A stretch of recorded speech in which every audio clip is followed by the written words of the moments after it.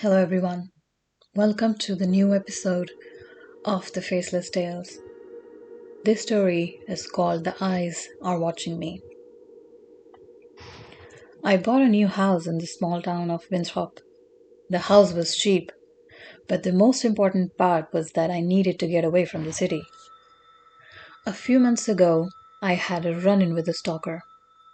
While I had managed to get him arrested, I couldn't shake the feeling of eyes just constantly watching me. I felt like there were eyes everywhere, at home and on the street, so I decided to move into the country, somewhere with less people, just for the peace of my mind. The house itself was big and somewhat old, but otherwise very welcoming. The agent who introduced me to the house had been required to mention that a serial killer had lived here in the past, which was why the house was so cheap. However, he and later my next door neighbor Sarah both told me to pay the thought no mind. 4 other owners had lived in the house since then, and all of them were very happy with it. I loved the house. Its interior furnishings were beautiful and very comfortable. The people of Winthrop were friendly, often bringing over freshly baked pastries or inviting me over for dinner. Get-togethers, they said, were the key to making sure everyone who lived in Winthrop loved it there. Yet after a week, I stopped loving it. The feeling of someone watching returned, worse than before. I tried to ignore it, but soon I started losing sleep.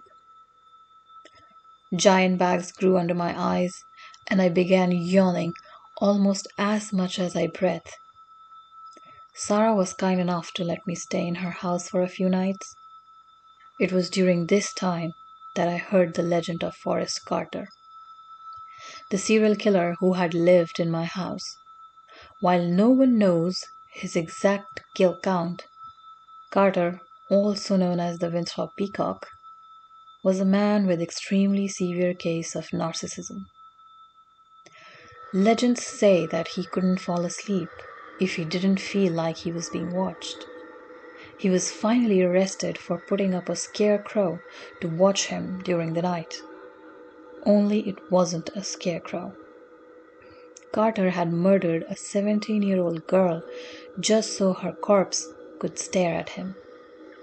The story gave me shivers, and after I went home, I felt like there were hundreds of pairs of eyes just watching me, no matter how I turned. Today, however, was the first day that I acted out. I was cooking breakfast when I felt the eyes. Instinctively, out of fear, I threw my kitchen knife, which lodged itself into the wall. As I pulled it out, I found myself staring at a pair of eyes, pickling in formaldehyde. I've been watching the police peel away the drywall of my house for hours now.